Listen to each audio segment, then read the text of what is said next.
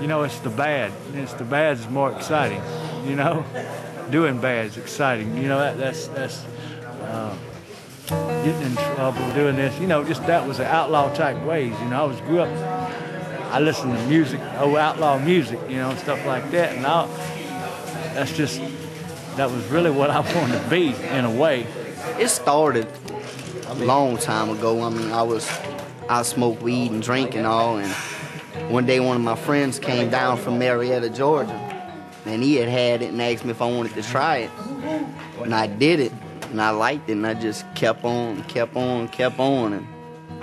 couldn't get enough of it then. Attempted to break into a bar in Christmas Eve 2000. They gave me 7 years flat. I had a good family, well-respected people, and I would get in trouble, and they would get me out of trouble, and I would get in trouble, and they would get me out of trouble, until it didn't really matter if I got in trouble or not, that they were going to get me out. And then finally they couldn't get me out, so now here I am. I broke in a house down in Homer, and I got convicted on that, and I had a parole violation. Here I am. It was like 11. We was drinking and you know, smoking pot and this and that, because that was the only excitement going on.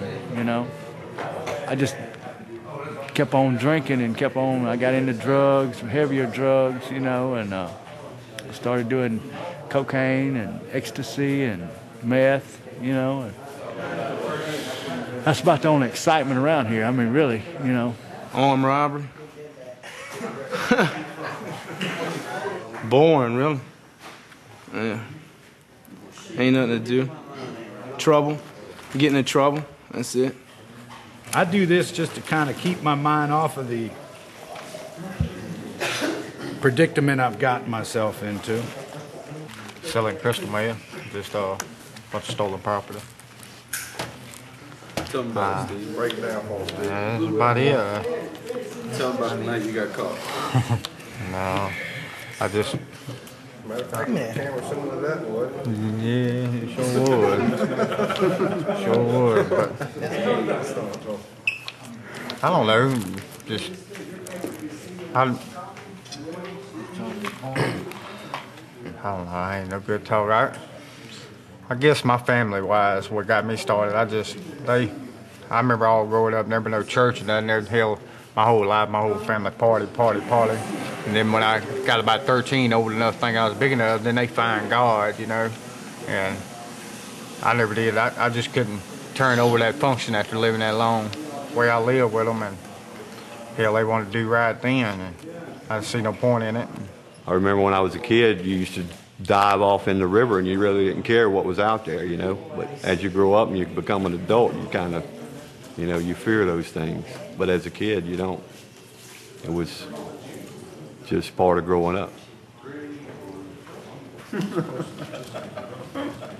know, I grew up, I was Pentecostal when I went to church, and it was a really hard church. It was like real strict, and it taught, you know, you had to speak in tongues, you know, this and that. Well, I went to church, I never did speak in tongues, and they didn't teach, there was no middle ground. You was either in church or you was in the bars, you know, partying. One way or other, it was no middle ground. Hell, I did roofing, and I ain't in.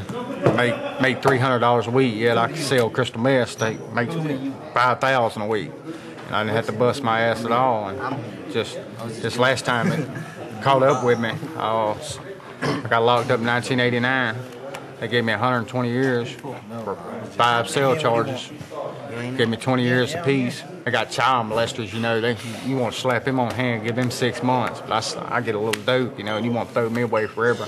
This Joe's here, you know. My mama's died since I've been locked up. My daddy, I've lost my kids. I had to give them away to adoption. I don't know how. I don't know how to explain my life. You know, it's just so messed up.